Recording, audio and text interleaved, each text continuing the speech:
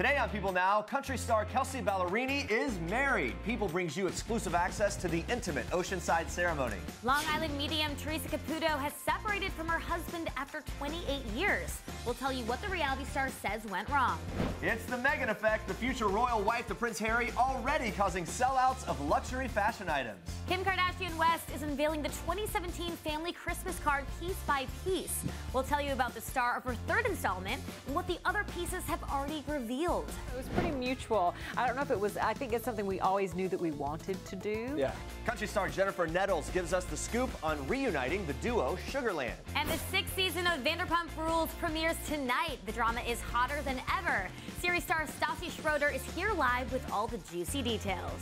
Usually with this group, where there's smoke, there's fire.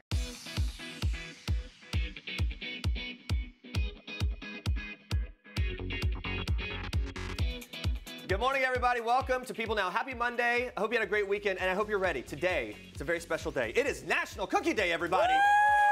Woo! In honor of the hugely popular holiday, it's one of the top trends on Twitter. We want to know, what is your favorite kind of cookie? Obviously, based on the video, we're kind of hedging our bets toward chocolate chip. Me too. I like that. Use hashtag People Now to join the conversation. Also trending on Twitter is the supermoon from last night. Oh my gosh, pretty amazing. We'll show you some really great pictures from all around the world later in the show. But first, here's what you need to know and what's trending today. Watch. You told people in September that you were pretty much done wedding planning in like last month or so. Yeah, but I just did an interview and they asked me how many tiers my cake was and I didn't know the answer. So, oh, how many tiers? So I feel like I have a lot more to do than I thought and I'm a little bit stressed out about it. Well, then how about this? What was the best and then the most annoying part of planning the whole thing? The best is getting to create an atmosphere that you know that your friends and family are gonna love. Like, that's what we're most excited about. The most stressful is probably just coordinating, getting everyone there. That's probably the hardest one, without telling you where. Oh, yeah. Oh, destination. It's not in Knoxville, everybody. There you go. That's Kelsea Ballerini spilling the beans just a little about her destination wedding back in October. And now we finally know where she and fellow musician Morgan Evans said I do. The couple's reps confirming to People exclusively that the two tied the knot in an intimate oceanside ceremony on Saturday evening, exchanging vows in front of family and friends on the beach in Cabo San Lucas, Mexico. The Grammy-nominated singer walked barefoot down the aisle and wore a simple classic gown with lace details by Berta, while Evans wore a suit by Joseph Abboud. The newlyweds exchanged David Yurman rings with customized messages engraved inside. The couple's whirlwind romance began in March 2016 when Ballerini, who grew up in Knoxville, Tennessee, first met Evans in his native Australia when they co-hosted a country music awards show there. Sparks flew during the show and at an after party, and they began dating soon after they returned to Nashville. 9 months later, on Christmas Day, Evans popped the question with a custom engagement ring over pancakes in their kitchen. Love the story, and congratulations to that happy couple. Onto this. Long Island mediums Theresa Caputo and her husband Larry have split. The couple released a statement to People announcing their legal separation after 28 years of marriage, saying, "We will always love each other and our two wonderful children. We are united in supporting each other and our family. Please respect our privacy during this time." In a recent episode of Long Island Medium, the 51-year-old reality star revealed her marriage was going through a rough patch, confessing to a friend, "Since the last season of the show and through a period of time, Larry and I's relationship has changed. We've been there for each other, you know, through thick and thin, good times, and right now we are in not such great times." Theresa continued saying, "I don't understand it. I lay in bed. I say to myself, how did this happen? How did I get here?" Larry stood by Theresa as she figured out her ability to communicate with the dead, which gave her horrible anxiety attacks early on. Larry told People earlier this year that he chose to be there for his wife during those hard times, saying, quote, "I wasn't going to let that affect us. I was her anchor in those moments." We wish them the best. Moving on to this. Just call it the Meghan effect. Hours after Meghan Markle and Prince Harry made their first official royal appearance on Friday at the Nottingham Contemporary Center for World AIDS Day, the leather tote Meghan carried at the event was officially sold out. Proof that she's definitely becoming a major style influencer, just like her soon-to-be sister-in-law, Princess Kate. It's a burgundy bag by Scottish brand Strathberry, priced at $675.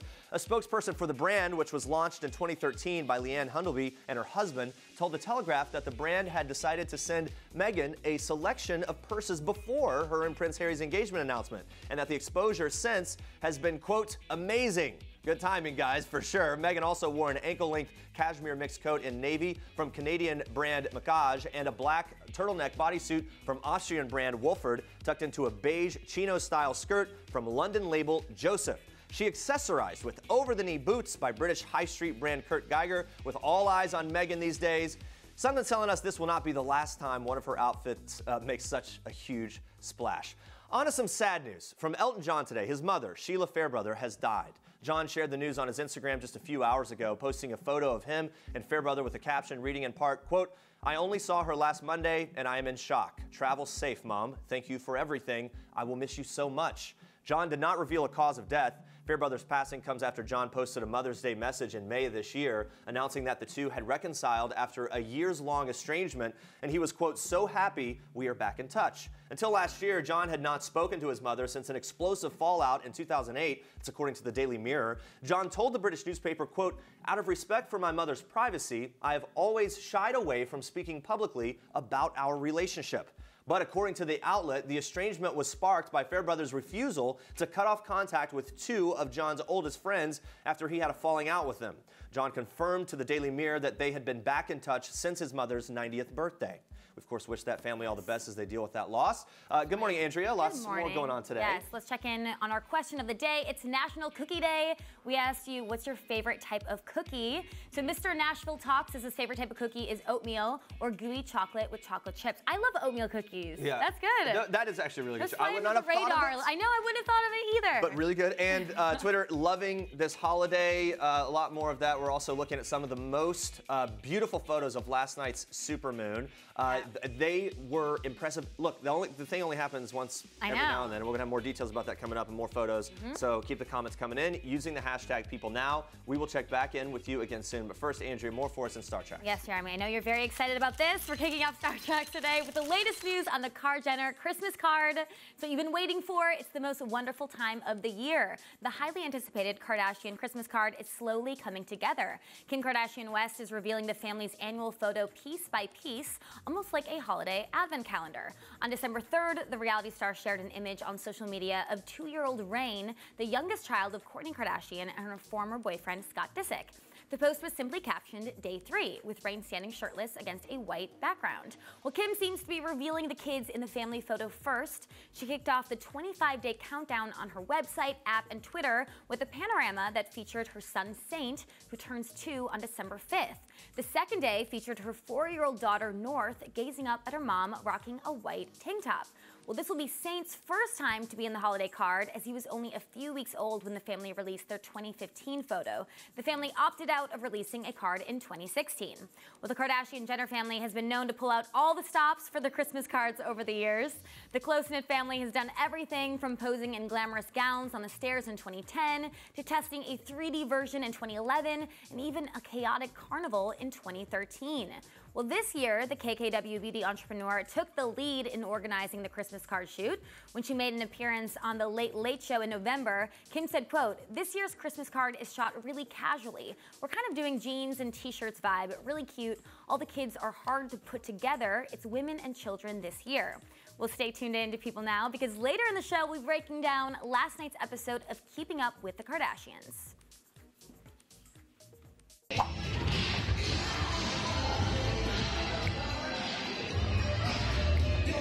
Oh yeah, this is how Kristen Bell and Dax Shepard roll. Get it? The adorable couple spent Saturday night at Moonlight Roller Skating Rink in Glendale, California. And boy, are we jealous of these super cute snaps. The happy duo documented their date night on social media, Kristen captioning one photo, "Tonight, Dax Shepard rented a roller skating rink, and I had one of the best nights of my life." A few familiar faces even joined the pair on their skates, including Kristen's former Veronica Mars co-star Ryan Hansen. Look at those moves, so much fun. Well, Kristen and Dax married in 2013 after 6 years of dating and currently share 2 daughters, 4-year-old Lincoln and 2-year-old Delta. Well, from roller skating dates to parenting goals, we seriously cannot get enough of these two. And good news, Dax will be joining us live this Wednesday on People Now, so make sure to tune in for all the latest updates on the happy couple. And those are your Star Treks for today. All right, guys, still ahead. Kate Hudson is in love and does not care who knows it. We're sharing all the romantic details. Plus, Vanderpump Rules star Stassi Schroeder joins us live and is spilling all the tea on tonight's jam-packed season premiere. But first, it's time for Oh Snap! Love is in the air for Kate Hudson. She recently celebrated the one-year anniversary of her first date with current beau Danny Fujikawa. So the pair have been friends for 15 years, but became red carpet official in May. Kate posted the details of their romance on Instagram. The two met when Kate was pregnant with her first child, Ryder, from her previous marriage to singer Chris Robinson. Last year, Fujikawa took Kate on a hike that ended up being their first date, and here they are pictured in the same spot sharing a loving smooch. What a happy ending. He's a man of the beard, and I Yes, love that he about is. him. Hamilton creator Lin-Manuel Miranda adding a new member to his cast, baby number 2. The Tony winner and his wife, Vanessa Nadal, crossed the pond to attend the 2017 London Evening Standard Theatre Awards yesterday. The expectant couple were glowing as her bump peeked through her gorgeous dress just a little there, and the couple wed in 2010. They are already parents to a 3-year-old son, Sebastian. Looks like the little guy is going to have to prepare for his new role of being a big brother. Which is not an easy role. Well, No. who is that mysterious brunette in the navy trench coat, you might ask? Well, believe it or not, it's Blake Lively. Whoa. She's on the set of her new film, The Rhythm Section, which is currently shooting in Dublin. Now, the star, of course, is known for her golden tresses, but switched up her signature look for her latest role. Now, if that doesn't demonstrate the power of hair and makeup, I don't know what will. This is Jennifer Lawrence in People. This is Jennifer photobombing Taylor Swift, and Sarah Jessica Parker, and Liam Hemsworth. This is Jared Leto in People, photobombing Anne Hathaway, and Reese sneaking one in on Sophia and Joe. This is Dustin Hoffman, photobombing the dame herself, Judi Dench, proving that while we all love the fashion of the red carpet, it's people who steal the show. People, the details make the story. Don't miss this week's People. You're disgusting. You're the epitome of a gangster bitch. I don't know that I want to be a gangster bitch, though. I think we should just break the up. Dessert and sex are very similar. Well, good thing you're getting both tonight. Your man made out with my friend. Back it up. There's a lot of skanks in this town. Usually with this group, where there's smoke, there's fire. There you go. You said it, Stassi. Vanderpump Rules is back for its 6th season, and the drama this season hotter than ever. And we love the drama. Well, joining us live is one of the show stars, Stassi Schroeder. Nice to have you back again. Hello. Yeah, thanks for being here. Yeah, I'm really excited. Can we start with this? Get it out of the way. We've been All hearing your right. name a lot over the last week. We know you like to just, look, you say love me or hate me, this is who I am, right? So here we go. You made some controversial comments on your podcast about the Me Too movement. People had mixed feelings about that. Some people felt like you were mocking victims or even possibly blaming them for sexual assault. What do you say to that kind of criticism and that backlash that you received? Well, first of all, I would never mock victims. Yeah. I don't think there are very many people out there that would mock victims. I wasn't informed enough on the issue when I did my podcast, and I had spent, days reading people's emails and their stories because I had tweeted out asking them to send me them, and I put a letter together and I put that out on my social media, and everything I have to say is there. Yeah. Because I couldn't just come out and say a few things. Like it had to be. There was a lot that I wanted to say. Yeah, but and you've apologized and Yeah. you've made statements and all that. Has this changed your feeling about, oh wow, maybe to be more careful about saying stuff in that venue, or I don't know? What do you think? It's kind of a weird balance. I think it taught me that I need to be more thoughtful about what other people's experiences have been in any situation, not just with this topic. But it's hard because you have such a public platform. I feel like you don't want to censor yourself or anything. You drop a new podcast today, correct? Yes, Are I you do. addressing it, or is it kind of business as usual? In the beginning, I addressed it a little bit. I basically read my letter and I say that and I explain a little, and then I go right back. I actually do it with my friend Taylor Strecker, Nice. and I go back into the normal format Okay. But you of my apologize and podcast. everything, Yeah, so- yeah. Yes. That's great. Well, all right, so let's get into Vanderpump Rules' 6th season. It premieres tonight. You said that this season documents the craziest summer of your life. In no small part because of your split from your longtime boyfriend, Patrick, on your 4th anniversary, right? That in August. We're going to see him on the show this season. You've already said how much that's going to be tough for you to watch. Are you preparing for that? What's your mode going into it at this point? I mean, how do you really even prepare for that? Like, how do you prepare for that? To live it all again, I'm right? just gonna keep drinking. I guess that's how you prep for it. Drink your way right through. Yeah, that's it. Maybe don't watch it that night. I don't I'm like a masochist. I'm gonna have to. Yeah. You know, I like have to. It's like I'm gonna torture myself with it. Yeah. I'm not looking forward to it though. You've been very candid on social media about how hard the breakup has been. Have you two talked at all since? We have. Yes, actually, and we're able to be friends. I think he's a wonderful person. He's just not my person. Yeah. Having experienced that, what is your strategy, or do you have one, for making it through a breakup? Like, what have you learned that would be valuable for people? Besides maybe drinking. Besides drinking through it. Honestly, what I do and what I've always, how I am is like, I really let myself like purge. Like I spend 2 weeks like inconsolable. Like I feel every feeling, like I sob, I cry, I'm a bit of a degenerate. And then like after those 2 weeks, it's like, okay, this is what it is. I allowed myself to like really feel everything. Like grieve it, right? Really like, grieve. Yeah. And then move on. Gosh, it's so hard. I'm so glad I'm single. So you don't even have to deal. You don't even have to like predict it coming. Well, I mean, now I'm in your boat, so I totally get it. Yeah, how are you doing today? And are you itching to get back in the dating game? Are you dating or anything? Yeah, I've dated a bit, and I'm having fun. I like it. I'm meeting people that I'm attracted to, and I'm getting like bashful. At this moment, or you mean at this phase? Right, no, like at this moment, exact moment. like talking about this. Wow, it must be like the butterfly. It's like puppy love phase or something. No, nothing serious at all. I'm just like, I'm having fun. Yeah. Dating is fun. Dating is fun. It's exciting. Yeah, Even the bad dates make good stories. Yes. Like, oh my God. I love when I have a bad date because I'm like, yes, it gives me material. Another episode for the podcast, right? Like just fuels it. I get it from this one all the time. Yeah, I really do. Like it's actually very entertaining. We can't forget about the rest of the cast though. In one of the promos for this season, Jax and Brittany are going at it because Jax allegedly slept around with someone that most of you are friends with. You've dated him. You know him well. Do you think that he's capable of being monogamous? I don't know. No, maybe not. I don't know. I really beyond the scope. It might be a lost cause. It might be.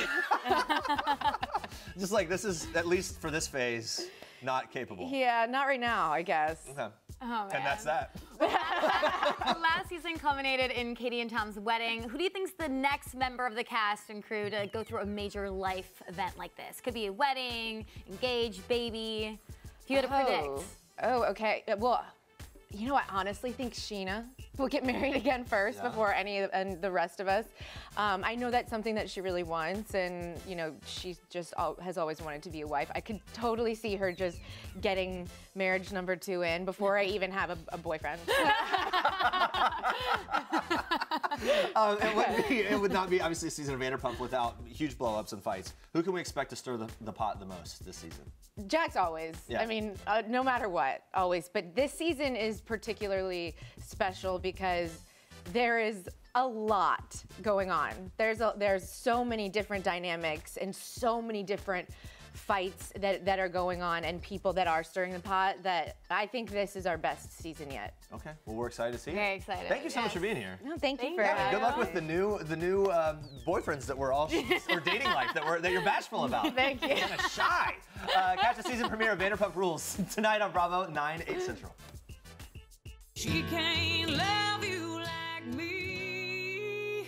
Why don't you stay? Star Jennifer Nettles captured all of our hearts and our ears with her Sugarland smash hit Stay. The powerhouse group featuring Nettles and Christian Bush was officially founded in 2002, but the band went their separate ways to pursue solo careers back in 2013. Now, lucky for us, Sugarland is now reuniting, and according to Nettles, the comeback will be real. We've been writing and in the studio together, and we have some new music coming your way. The thing is, you know, we have each been doing so many fun and wonderful things on our own, but I also feel like from a timing perspective, it's like, okay, let's get back together and see what we have to offer to this project now, and we'll continue to float in and out of those two realms, you know, between Sugarland and our own stuff at this point. What can you share about the comeback or about what you would be doing together? Is there anything? Well, you know, you've seen on a lot of the posts that we've done, hashtag still the same. Mm-hmm. And I think the message that we are sending with that is that, look, we've been doing all these wonderful things that have helped us grow as individuals and as artists, and yet we're still the same Sugarland that you love. Sugarland has a specific sound, and I feel like people are really connected to that. And so I'm excited about, you know, getting to provide that sound too. It's like the best of both worlds. Whose idea was it to get back together? You know, it was pretty, I don't know, it was pretty mutual. I don't know if it was, I think it's something we always knew that we wanted to do. Yeah, kind of out there in the world. Yeah, out just waiting.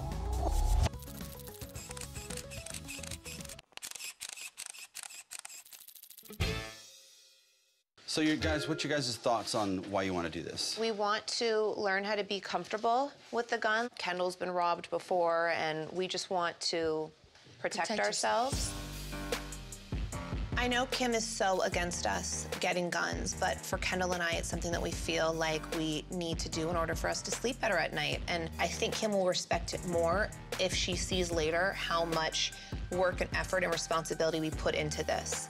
So it looks like Khloé Kardashian and Kendall Jenner are taking security into their own hands. The two sisters, traumatized by lingering stalkers and recent at-home robberies, decide to explore the possibility of owning a gun, Kendall admitting, the conversation of safety has really changed in my family. After deciding to learn more about gun safety, Khloé and Kendall relay their decision to Kim, who strongly disagrees with the idea of keeping a gun in the house.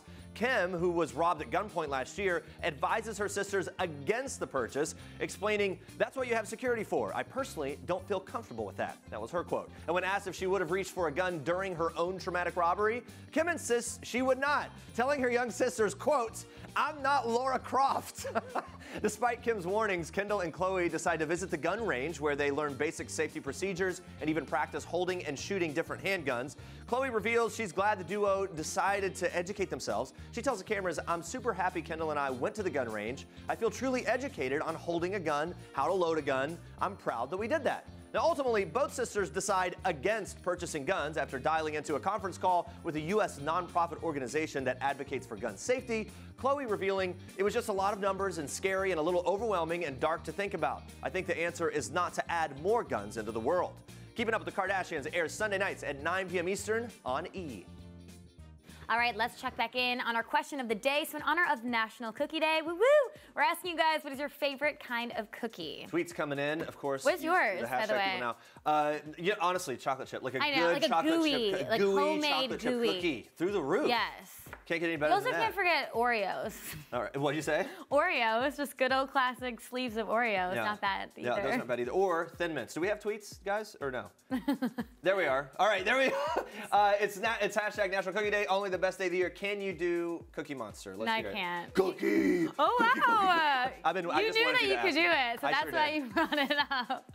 And here we have some more reactions to the supermoon from last night. So people were like really impressed here. Someone said tonight's supermoon rising behind downtown Tampa, taken from 4th Street in St. Petersburg, hashtag moon. And then Tori says, turns out sticking my phone camera on a telescope is a thing that works. That is incredible. Wait, what? Is that really? She probably took 800 photos to get those three We're right, or not, those four, do right? That is not. incredible. All right, well, that's the last of the supermoon. That's the last supermoon of this year, but be on the lookout for the next one on January 1st and then again January 31st. That's not that They're long on to the wait. way. Yeah. And you can get your camera already and do the telescope. Because thing. apparently that's the thing that you can do. Yeah, right. Guys, we're going to be asking you a new question of the day tomorrow on People Now. Come back at 8:30 for that. Yes. And coming up tomorrow as well, Grammy-winning artist Ashanti opens up about being on tour with her longtime friend Ja Rule. Plus, the R&B singer-songwriter also dishes on working with Diddy in his new Ciroc campaign and reflects on one of her most iconic moments, riding an elephant in her 2003 Rock With You music video. I love this story. That would be really cool to do. All right, thanks for watching. For now, we leave you with one last thing from Jennifer Nettles. Enjoy. Bye, guys. Hi, I'm Jennifer Nettles, and this is One Last Thing. The last time I laughed so hard that I cried was watching Cat Williams' videos on YouTube. He's a comedian. The last TV show I binge watched was probably Figaro Faux on Netflix. It's a cartoon that my kid loves. The last song that was stuck in my head just now before I came here, I had to listen to it from my iTunes so that I would get it out of my head, was Tom Petty, You Wrecked Me.